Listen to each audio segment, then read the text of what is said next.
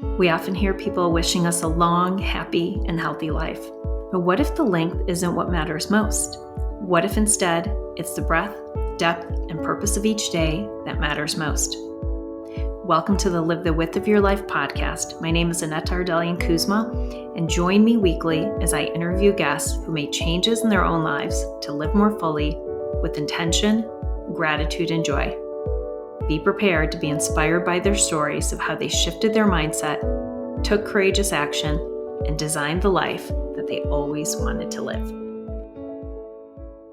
Today's guest is Steve Sokany. Steve is the managing director at Carter, a company dedicated to advancing philanthropy worldwide through professional counsel in the areas of fundraising, strategic planning, governance, and organizational development. Steve has over 30 years of experience in the nonprofit sector and has held a variety of leadership positions in higher education and social service organizations. Prior to joining Carter, Steve spent 2 years helping to establish the West 117th Foundation, serving as its first executive director. Additionally, he spent 27 years at Kent State University in a number of roles, culminating in his tenure as vice president for institutional advancement and executive director of the Kent State University Foundation. Steve's fundraising counsel focuses on building donor relationships, strategy development for securing principal, leadership, and major gifts, communicating compelling philanthropic case statements for donor support, and motivating stakeholders to convert them from friends to funders. Steve has a strong passion for civic involvement. For more than 10 years, he's been an active board member with MoCA Cleveland. He also served as the co-chair of the board of directors, the 2014 Gay Games 9 in Cleveland, Ohio. The 2014 Gay Games, also known as GG9, were an international multi-sport event and cultural gathering organized by and specifically for lesbian, gay, bisexual, and transgendered athletes, artists, and musicians. In his free time, he enjoys traveling, appreciating and supporting the arts, and practicing meditation and mindfulness. Welcome, Steve, to the show. Hi, Steve. Thanks so much for joining me today. Hi, Aneta. Great to be here. So I'm so excited to have you on this show because I have really enjoyed watching your trajectory over the last couple of years. Can you share a little bit more about your background with us? Sure. So I've been involved in higher education philanthropy and philanthropy as a career my whole life. I really that was never something that I had thought that I would get into, but it was, I was a victim of circumstance, and I say that in a positive way. I started in college working in our alumni relations department, and then my responsibilities got gradually more intense. And then when I was getting ready to graduate, my boss announced that she was leaving, and so her boss called me into his office and said, "Hey, would you like to take Mary's job?" And I said, I didn't have anything on the horizon. So I said, sure. And, I ended up working at my alma mater for the next 2.5 years. And then I saw a position open up. Actually, my sister saw an ad in the Plain Dealer for a position at Kent State. And she basically said, "Isn't this what you do? You should consider applying for this because it would be great to have you come back to Cleveland and be closer to family." So as it turns out, I applied for the position, and in 1993 started my career at Kent State University and stayed there for 27 years. Obviously, I had varying positions at Kent State and ended up growing in my career as Kent State was growing in its fundraising and alumni relations area. And, my aspiration had always been to be the vice president of the division. I thought that would be a culmination of everything that I had learned, and to be able to be responsible for the division was something that I thought really is what defined me. So that opportunity was presented to me in 2015. And while I certainly have, no regrets, and I'm very proud of all of the accomplishments, I think what I realized after the fact is that I made a lot of trade-offs in order to be in this position and felt that it was my position as an executive officer that really defined who I was rather than what I should have been focused on. And so that was really, how I got into this. And it was certainly not something that I went to school for, but it was something that I truly loved. And but I think my priorities were a little off kilter.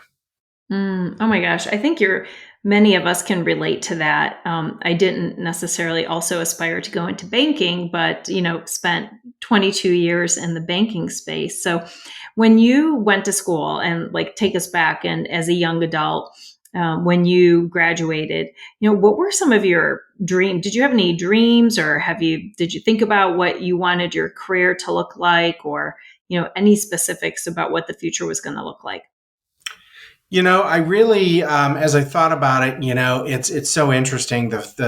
My first salary, I thought, oh my gosh, I'm so rich. I have so much money because I went from, making minimum wage to this salary. So the first thing that I did was get a brand new car, and I was so excited because that was the first new car that I had. And I really, as I went through this and as I thought about it, I guess the salary always tended to, I thought, oh, this is so great. It's going to afford me the opportunity to, buy things and do things. And so I was a little wrapped up, I think, in the monetary and as well as probably, the prestige, even though there were times when I tried to downplay what my position was.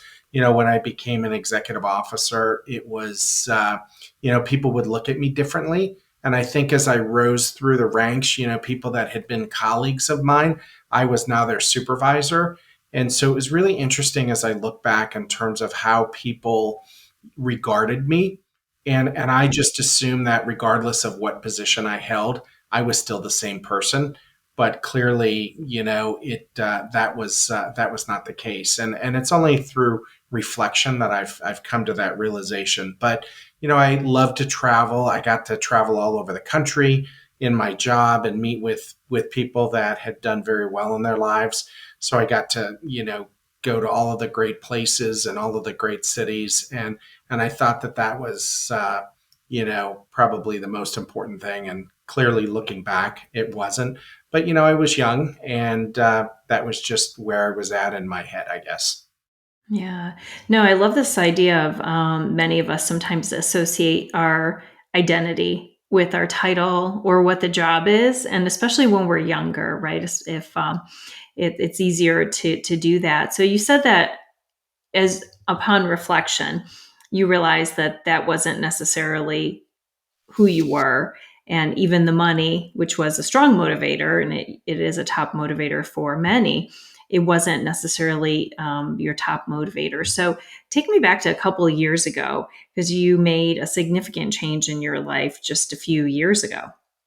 Sure. So, having been in the position that I was, and I was familiar with the position at Kent State, I had been, and I just assumed that, I was going to be going retiring from Kent State, and then I'd have my a nice pension and just have, live out my golden years based on all of the experience that I had and the tenure that I had at Kent State.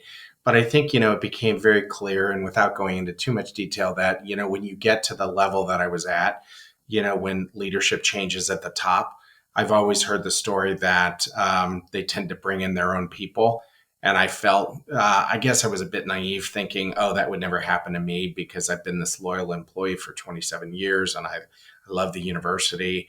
And it just became clear that our, uh, our vision and goals and objectives were not in alignment.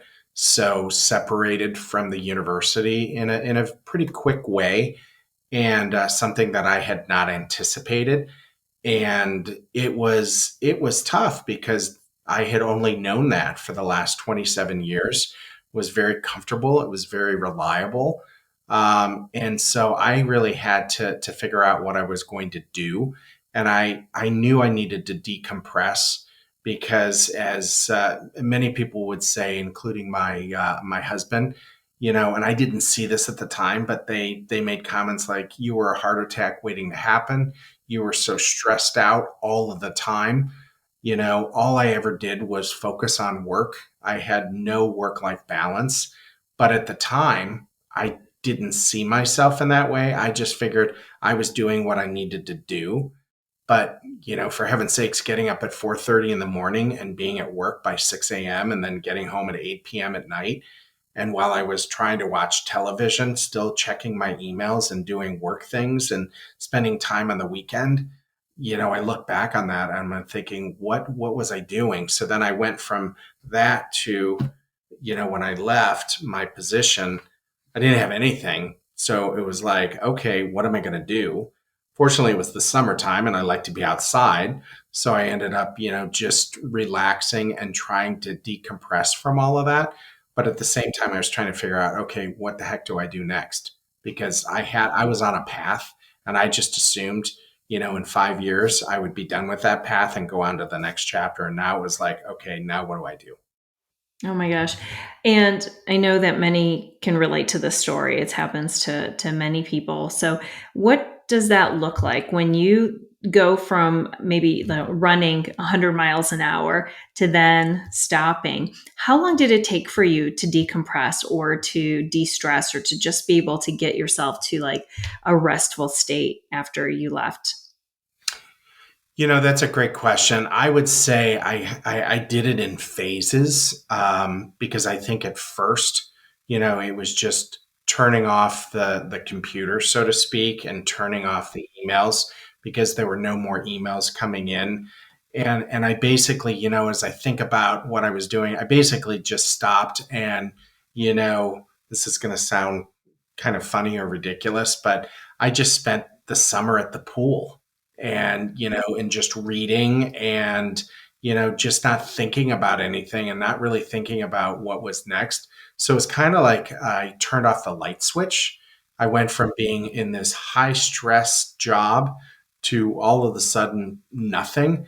And, as I think back, it's hard because I didn't really start my journey into wellness and, improving my mental health until the fall, because I'm like, oh, I don't need that. I'll just, I'll be fine. And I was probably living in a bit of, I don't know if it was denial, but it was all I knew, and I just shut it off, and I just didn't even want to. I didn't even want to go there.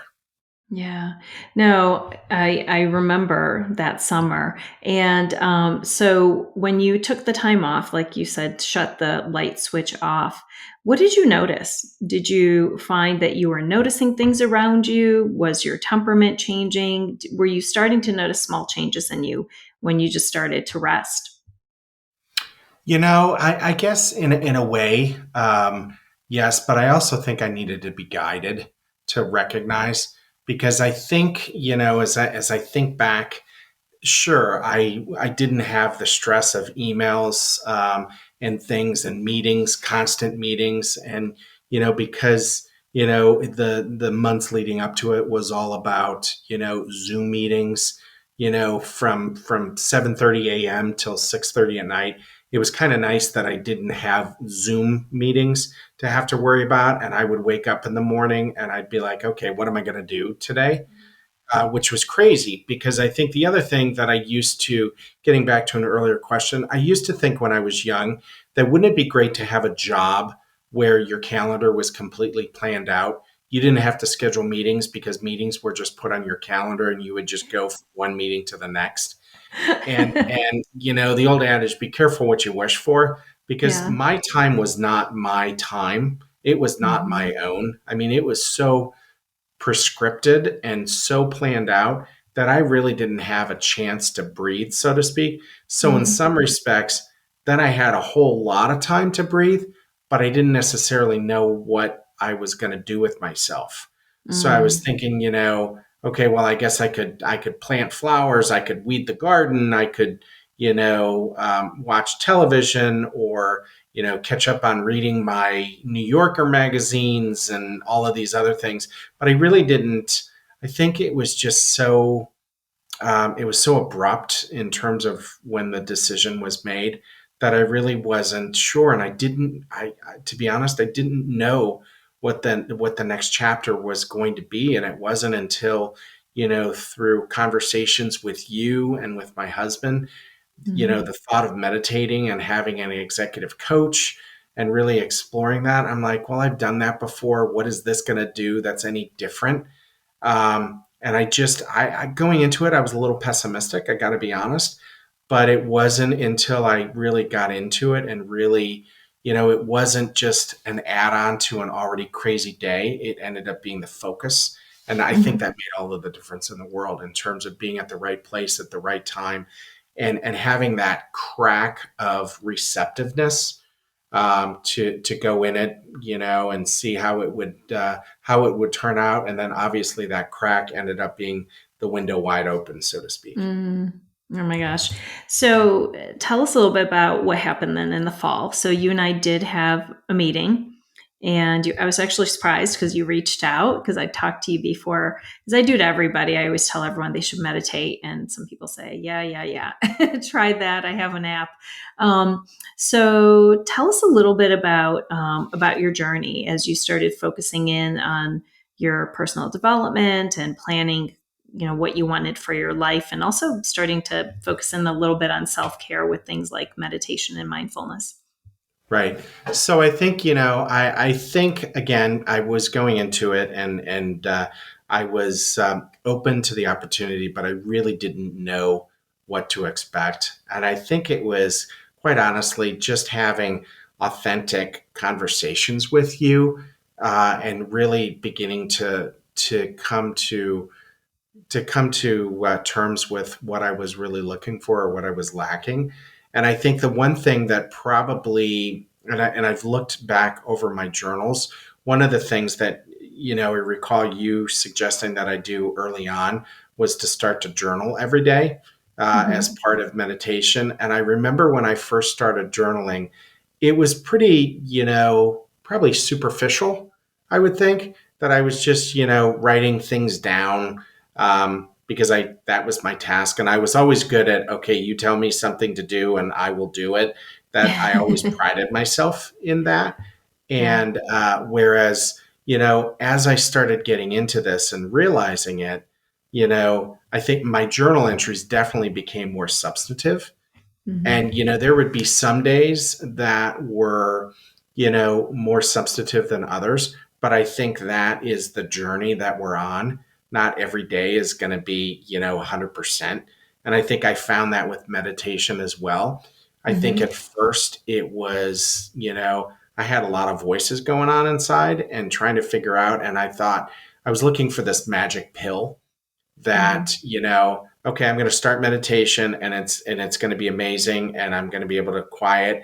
And I, as I was going through it, I quickly realized, there were still voices.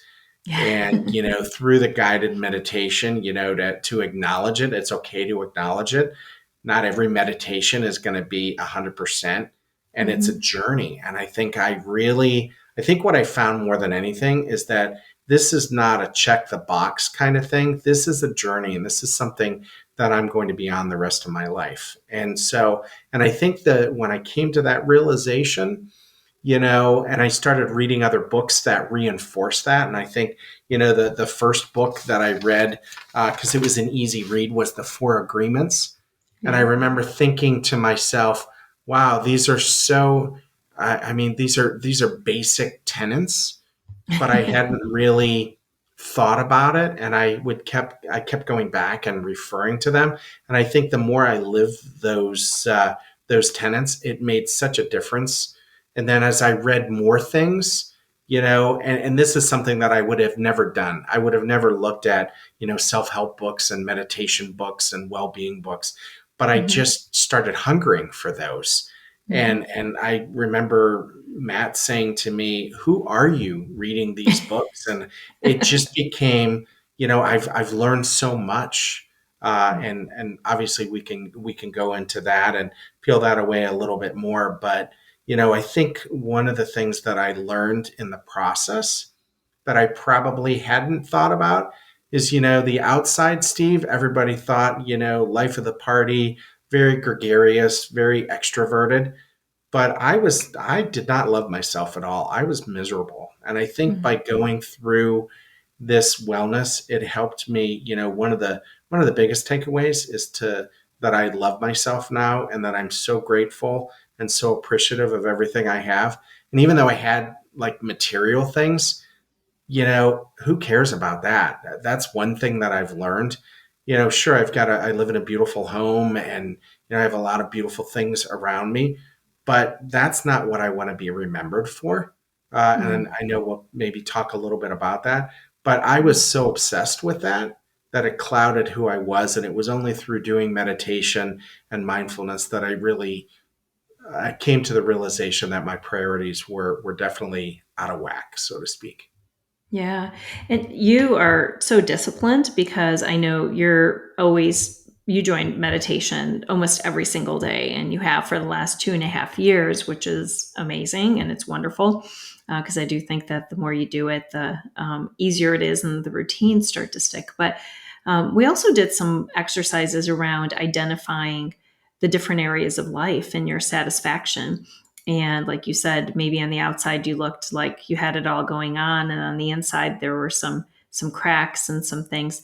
Tell me a little bit more about what the exercise of kind of walking through the various areas of life and defining what a successful, well lived life looked like for you. Well, yeah, I think, in terms of, because I hadn't really thought about all of the different components on the wheel. And so as I thought about it, it helped me put the right things into perspective. And I think what I realized first and foremost, and maybe I should have referred to that before I got on this podcast. So just being completely authentic. But I think, I think taking care of myself first Mhm. and foremost was the priority. And obviously, looking at the relationship that I had with my spouse was very important. Clearly, I wanted to be able to have a certain amount of income, just so that I could do the kinds of things that I wanted to do. It Mhm. wasn't that it was defining what I needed to do. And I think as I looked at that, I realized that some are going to have different weights than others, Yeah. and that was a very useful exercise, and just knowing prioritizing what I wanted to accomplish and what was the most important priorities. I think that really helped me to self examine that. Yeah. I remember lots of conversations around what do you want to do next in terms of the career and aligning it to your life values and the things that are most important to you. Can you share a little bit about what it was like to, at your age, after already having such a successful career for several decades, deciding what you wanted to do next? Well, clearly, I enjoy, the profession of philanthropy. And I Mhm. knew that whatever I did next, I wanted to be passionate about the cause that I was representing, because that is very, very important to me. And I also truly believe that what fundraising, for example, is an art, not a science. And it's all about, having authentic um, relationships with donors and trying to encourage them to make a gift to support a cause. And if you can't get behind that 100%, people are going to see they're going to see through that. Mhm. And while, if you go into sales and you're selling a widget, so to speak, people need that widget. So it's not as, perhaps as important. I mean, you still have to have a lot of the interpersonal skills that I believe I have. But I think for philanthropy, people don't have to give you money. Yeah, they may have their tax advisor saying, hey, you need to give money away, but they're giving to a cause that they really believe in, and you're the liaison, you're the representative that connects their passion with a corresponding need. I did always pride myself in my career being able to do that. And I had many people say, "Wow, you're really good. You got me to come up with the idea to make a gift, whether it was to fund a scholarship or a building, Mm-hmm. without even having to ask." So I knew that I wanted to continue to do that because that's what I've always done. But I knew that it needed to be for a cause that I could believe in and I could really wrap my arms around. I love That it. was an absolute. Hmm. And so once you decided and set some parameters around it, did you find that it was easy or difficult to kind of find that next role? Well, in the category of being, I think timing sometimes is everything, Yeah. but being in the right place at the right time. And I think the other thing that I learned was people always said, "Oh, your network," and I never really regarded people as my network because that just Hmm. seemed so sanitized and unauthentic. Um, Hmm. but I realized that these relationships that I had built with people, it went beyond my previous relationship with them. So it was purely by chance that it was getting to the end of the summer. As I mentioned, the pool was going to be closing, so I needed to figure out what the heck I was going to be doing, and I got connected to two individuals that were starting up a development project that was going to impact the LGBTQ plus neighborhood, and being a neighbor or being part of that, I'm like, oh, that's really interesting. So, you know, was introduced to them, did a tour of the facility. They talked about setting up a foundation. And so I just started asking what I thought in my mind were basic questions, and they hadn't Hmm. really thought about it. And, that was on a Friday afternoon. On Saturday, they asked if I would consider consulting for them. And then I Hmm. started doing that immediately. And then I eventually they asked me to be the inaugural executive director 4 months later. So it really was a very seamless process. It wasn't as if I had to update my resume and do Yeah. interviews. It was just a very easy process. And again, as I look back on it, it was the perfect opportunity for me because I assumed that I would just go back into higher education fundraising, and I would probably, reach out to a headhunter because Yeah. they had been approaching me all the time. And I just thought that that was what I was going to do. And this was something very different that Hmm. I had not really done. I mean, we did some projects for LGBT related causes at the university, but not where I would jump in 100%. And it was amazing. And I truly, again, as I look back and as I look forward too, one of the books that was really impactful to me was The Surrender Experiment Yeah. by Michael Singer, Yeah. where, and sometimes I preface this and I probably shouldn't, that, if you, just let, the universe happen the way it's supposed to happen, what you're supposed to be doing is what's going to happen. And I think in this case, this is exactly what I was supposed to be doing. Yeah. And I read another book recently that, you know, the world has been around for how long, and all of the time that has elapsed, billions of years, maybe not billions, but it's a long time, has led to where I'm at today talking to you. And Right. everything, there's a purpose behind Yeah. everything, and if you just surrender to that piece, that you can fight it, but if you just surrender to it and let things happen, I truly believe, and I'm an example of this, that the things that are supposed to happen are what happens. Yeah, it's so interesting. And I have to try not to chuckle because the old Steve would never have said something like this. You probably. Absolutely not. Absolutely not. But I do see it over and over again in my own life and with my clients that when we decide to open ourselves up to something and we start spending time reading the books, meditating, taking the effort to define what a well lived life looks like to you, we become more open and we notice things more, right? That's the part of mindfulness. And suddenly conversations we're a bit more present and we ask better questions, or we develop a good relationship, or you reach out to someone that maybe you haven't talked to in a while. And all these little synchronicities, right? They start to add up, and suddenly new opportunities are available all around us. So I agree with you. I see it all the time, and I think it's pretty amazing. So, one of the other things I want to ask you about was you've just really pushed through a lot of comfort zones the last couple of years. So, you started to meditate, you started, I know, having some pretty interesting new routines that you established for yourself, focusing in on your health. So, what does it feel like to constantly be pushing yourself and growing and sort of expanding beyond the comfort zones that you had for so long? Well, it's, I mean, first of all, it feels really good.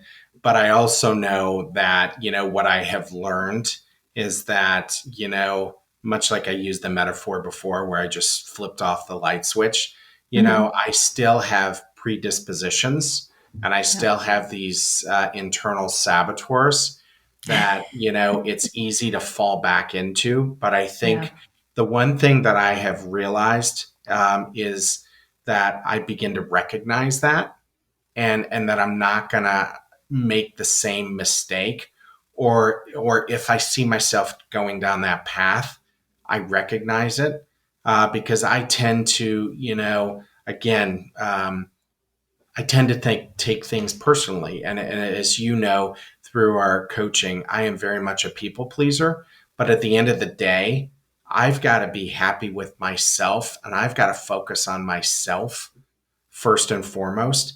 And again, sometimes that's easier than others. I mean, I love to eat good food. I love to enjoy fine wine and other things. And I think I've kind of fallen off the wagon a little bit with respect to walking and exercising. And I recognize that, and I need to get back onto that because I felt so good when I was doing it. And as Mhm. you acknowledged earlier, I'm very routinized. Once I build that into my day, I'm very, very, that's one thing I think that has continued through the my journey. I'm very disciplined once I do that. But I think, what I have found through meditation and well-being is, there are times when the old Steve starts creeping in and I'm getting upset about something, and I'll just Mm. stop and do some breathing exercises, and it totally diffuses the situation. And I look at it very, very differently. Oh my gosh. So many good things, nuggets here. I love the fact that you're breathing because, as we know, our breath indicates how we're doing. If we're breathing quickly, we might realize we're stressed or anxious. And you can also adjust your breathing by breathing deeper, creating more energy, or relaxing. So I love that you're using that. You mentioned something about the saboteurs, and that is an assessment that I love doing that identifies each of us have self-sabotaging behaviors, and creating that awareness for ourselves is so great because then we can catch ourselves in the moment, especially when we're stressed. So, how has that assessment sort of helped you to be able to self regulate over and over again when you need to? Well, I think, as I said, I think I am inherently, and I've done every test imaginable, from the DISC system to Myers Briggs to the Spark Mhm. type, and Yeah. everything from when I was in my 20s to where I am now. I am a high I, so I am an influencer, but I am definitely a people pleaser, and the worst thing that can ever happen is to feel like I failed somebody. Mm. And so I would always work that much harder because I thought, okay, the worst thing that I can do is fail or not. And I think that was part of, when I got the position to be an executive officer. I'm like, this is the pinnacle of my career, and this is I've achieved, this major milestone. But then, part of it is, people aren't always, most people, when you're at this level, and I'll digress for a second. I had an executive assistant that gave me this little book of different mantras. And one of them that has stuck with me forever has been, it's lonely at the top, but you eat better, because it is lonely at the top. And, Yeah. and people aren't calling you to tell you that you're doing a great job. They're calling you with problems, issues that need to be resolved. So it was a constant, oh my gosh, it's day after day, hour after hour. It was putting out one fire after another. And I think, what I realized is that that's my primary saboteur, because I would never want to not be able to solve a problem, because if I wasn't able to solve a problem, I felt people would think of me differently. And even though I always said to people, it's okay to make a mistake as long as you've learned from it, I was always the hardest on myself, because I never wanted to show a weakness or, an insecurity. So I would just, plug away, and I see that, it does creep up. Sometimes if things don't go the way I thought they were going to go, I hear those voices in my head again saying, "Hey, Steve, you're not pleasing this person," and perhaps they're thinking negatively of you, or they're not respecting you. And most of the time, there's no question that that's just totally in my head, and that's just the voices telling me. That's really not the case. But now I recognize it, and much faster. And I also believe that, I need to, at the end of the day, what I know to be my truth is that it really doesn't matter what other people say. It gets back to the four agreements. Don't take things personally. I need to focus on me. And that again is the biggest journey and the biggest outcome that I've made, is just focusing on me, which is why I'm so disciplined with meditation and some of these other things. And which is why I have to, get back out walking and doing those kinds of things, because I want to have quality of life. Um, and I don't want to, I look at people, and this is not to sound judgmental, but I want to be able to, not have a problem getting out of a chair, or not being winded going up a flight of stairs, to be able to enjoy things without having to dread, oh my gosh, am I going to be huffing and puffing, and all of those kinds of things. Yeah. No, it's so true. The investments that we make in ourselves really do pay dividends, short term and long term, but especially in the longer term if we're consistent with it. So, Steve, I know you have a lot of passions outside of just your career. I know travel is a big passion of yours, and also you are on the board of Mocha. And so you love all things beautiful, as you said, especially art. So, tell us a little bit more about how you've created a life that allows you to enjoy things that you're passionate about, as well as just work and your own self care. Well, I think it's about setting aside the time, to do the things that I'm really interested in and passionate about. And I think, we just got back from a trip to Italy, and I think in the past, I would have just kind of checked the box. Oh, we need to see this. We need to see this. This monument, this piece of art. And now it's more about the quality of the experience rather than the quantity of things. And I will say, one of my first trips overseas, I was in Paris, and long story short, we ended up being in the Louvre. That's when the Da Vinci Code had just come out, and there ended up being a bomb threat, so we had to leave. And so we were all disappointed that we weren't going to be able to see the Louvre. And it was probably March, so it was like in the 50s. We ended up going back to where we were staying, and there was a little circus in the town square, and we ended up just sitting down and watching these Parisian children, playing in the circus.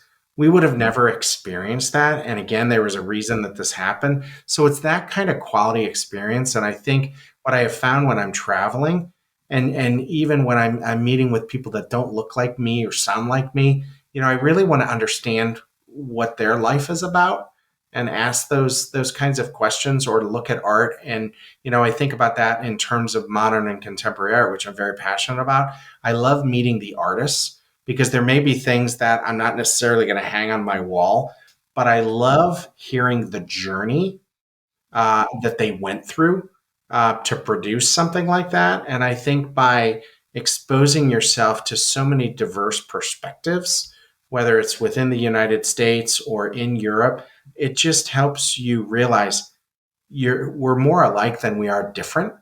And I think that's something that I would have never really thought about. I was just kind of in my little silo, kind of plugging away, going through life.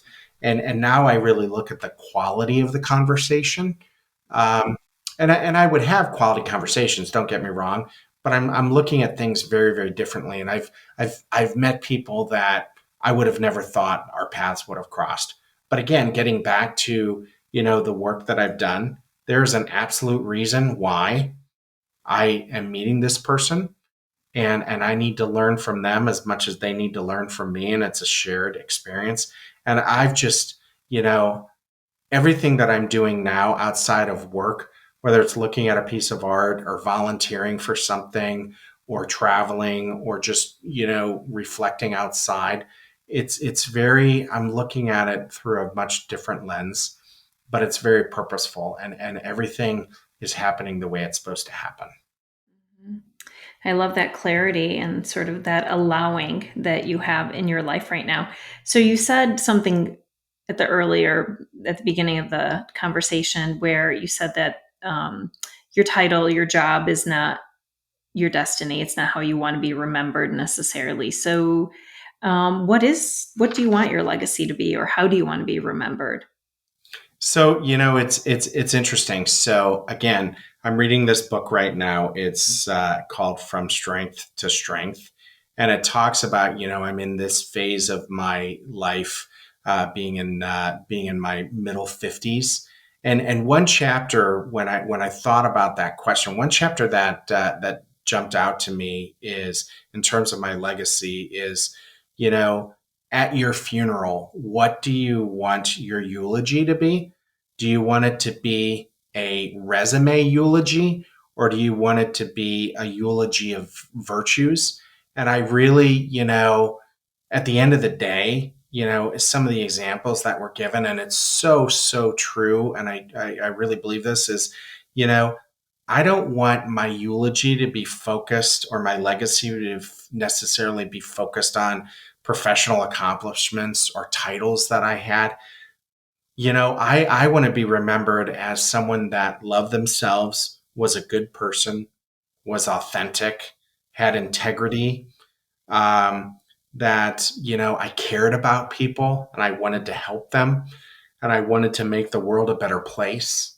I think the legacy, and this would be a totally different podcast, but, just my spirituality, rather than being, attached to an organized religion.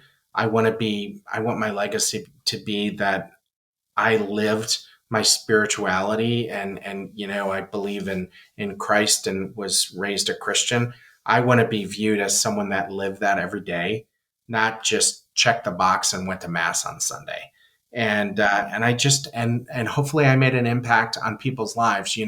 I've thought about this a lot, and there's always at Christmas time, It's a Wonderful Life, and I think George Bailey didn't think that he made an impact on people's life. And it was only when he was no longer there or never existed did he realize the impact that, and how people's lives were so much different because he wasn't in there. So when I think about it, and that I think about, I hope that I impacted people's lives for the positive, and that I contributed to better things, and that I made a difference. And again, not by measures of success or possessions or titles, those kinds of things, just by, living my best self. That's what I truly want to be remembered as, and that's what I want my legacy to be. I love that. Can you tell us who the author is of that book, Steve, that you mentioned? Yes. Because maybe others want to check that out. It's Arthur Brooks. Okay. Arthur Brooks, From Strength to Strength, you said? Yes. Okay. And it talks about, the whole premise behind it, and not that I'm giving a commercial, but it talks about, the two phases of intelligence that you go through. There's fluid intelligence, the first part of your life where, it's all about obtaining and you're contributing back. And then you take that wisdom and then that's crystallized intelligence. And then you're giving back based on your life experiences. And that's where I feel like I'm at right now, is all of these collective experiences that I have. And that's what I want to do in the next chapter, is use them not to say, oh, look at me and you have to do it this way, but, to get people to think about things a little bit differently just based on what I've experienced. And it's been a really interesting, read. And there's so many interesting chapters in there, but that whole two phases of intelligence is what's really at the crux of the book. And I've gotten a lot out of it. And again, if you would have told me that I'd be reading these kinds of books, no way. Yeah, it's interesting. Sometimes things happen that at the time we may resist. And then when we look back, we recognize that it may have been a blessing, something that saved us from something else. So, and I see all the changes in your life over the last 2.5 years, and it's amazing to watch. And I have a final question for you, Steve. So, the title of this podcast is Live the Width of Your Life, and it's based on a Diane Ackerman quote. So, what does it mean to you to live the width of your life and not just the length of it? And how do you do that in your own life? So that's a great question. I think it's really, as I think about it, and the journey that I've been on, it's about the depth and breadth of the experiences that I have and the relationships that I have, and the choices that I make. And it's not about having, although it's good to have a bucket list, it's not about, going through life and just checking things off. Mm-hmm. It's about really looking at those things that are important in your life, the people that are important in your life. And again, I've said this throughout our conversation. It used to be about the quantity. Oh my gosh, I need to have a party and have everybody that I've ever come in contact with. Now it's about the quality of the relationships, and having the opportunity not just to have a casual, hey, how are you? But being able to really sit down and have meaningful conversations with people. And, when we're traveling, not about, just zooming in and out of a museum, but really exploring, oh my gosh, what was going through this artist's mind when they were creating this. And it's looking at it much more, in some respects, holistically, and just Mm-hmm. taking the time, not rushing through. And I think that's what it means to me, is not rushing through and just looking at quality and looking at the depth and breadth of everything that I'm doing. I love it, love it, love it. Beautifully said. Thank you for joining us today. I am so grateful. And I know that the story is going to be inspiring to those that have an opportunity to listen. And if you are listening today, please like this show, rate it, share it with friends, share the message, these positive, inspirational stories. And of course, subscribe to be notified when new episodes are available. Thank you, Steve, and look forward to having you back in the future. You could tell us a little bit more about your new adventures. Sounds great. Look forward to it. Thanks, Aneta. Thank you.